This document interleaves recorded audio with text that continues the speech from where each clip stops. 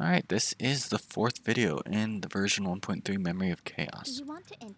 If you can see it, we did get the third video yesterday. If you're still struggling with that, feel free to check it out. But for this stage 4, we're going to go with Fire Trailblazer, Lynx, Asta, and Dan Heng. For the second set of enemies, it's going to be Hook, Herta, Yukong, and we'll go with March 7th. There's a decent amount of splash in the first fight, so that's why Trailblazer's in the corner surrounded by all the tanky units. And yeah, let's get started. We'll go for the Abundance Ape first. It's just a little bit more annoying, but you can get through it pretty easily because it always has that one target that it's gonna hit every time. It's really easy to predict, so you can get through the fight with minimal damage. Yeah, we might as well just use Asta's ultimate now. I'll have Lynx chip away at the Trotter a little bit. Same with Trailblazer. Fighting is meaningless. And then we can just have Dan Heng bring the boss pretty close to weakness break here. Since we used our ult, we don't really need to use our skill yet. We'll use our skill here just to fully recover ultimate so that we can kill the Trotter now. And also we do get the Ape's aggro because we used our skill. And yeah, they do absolutely nothing to us. That thing held on.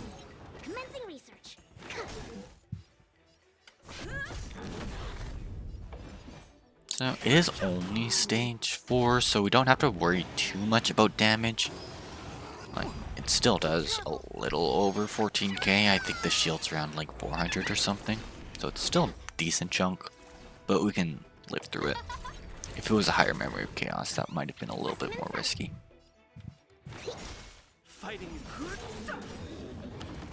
And there we go. We can just finish off this last guy here. And yeah, pretty easy fight, especially since we have 2 sustain units here. Oh yeah, and I wanted to say something about that. If your Trailblazer has enough investment, of course they can soul sustain here. But since it's still the earlier stages, we can get away with 2 sustain units without losing too much time. Oh, that was a waste. My bad. So we'll slow the boss, use our speed buff to proc Dan Heng's passive, and then use his ultimate. The truth of life and death, the sanctuary is but a vision. And then Lynx is just going to target this thing again. Yeah, so as you can see, that splash damage is the reason why we organized our team like this. So we'll work on chipping away at that Trotter so that we can kill the Weavers pretty quickly. It's just a nice way to deal with minions when you have a lot of single target heavy units, since supports don't do a lot of damage on their own, but when they're boosted 200%, they can still do quite a bit to a Trotter.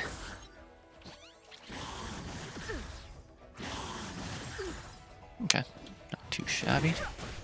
And yeah, you can save Lynx's ultimate for when the boss gets this enhanced attack off, because it is an AoE cleanse. And you can get rid of any freezes that may have occurred. I got pretty lucky there.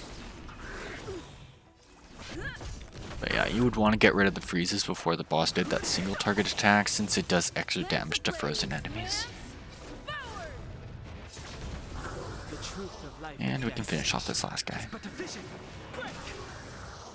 There we go, pretty easy. So for this next set of enemies, we'll go for the left one first, just so that we can charge up our ultimates to quickly deal with the Shapeshifter summons.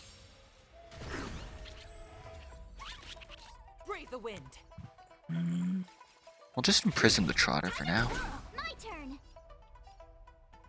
I don't think we should need a shield, since Hook does have that mini shield on right now.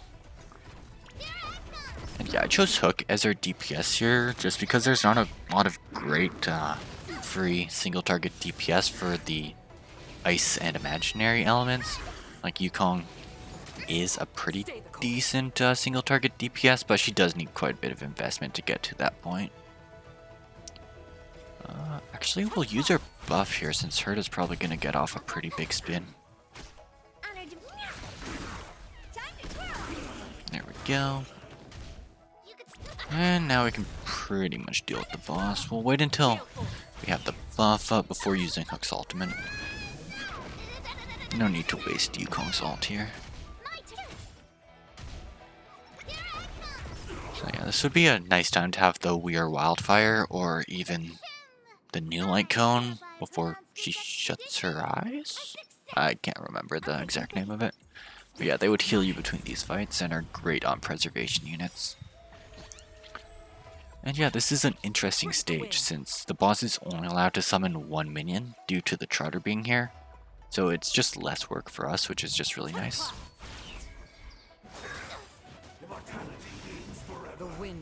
And now we do this. And with all these buffs, Herta's ultimate's gonna do a lot of damage. Huh. Oh yeah, if you had your Herta at Ascension 4, you probably would have wanted to use March 7's ultimate first, since she'd do more damage to frozen enemies with her ult. Though we didn't freeze them, so I guess it wouldn't have mattered.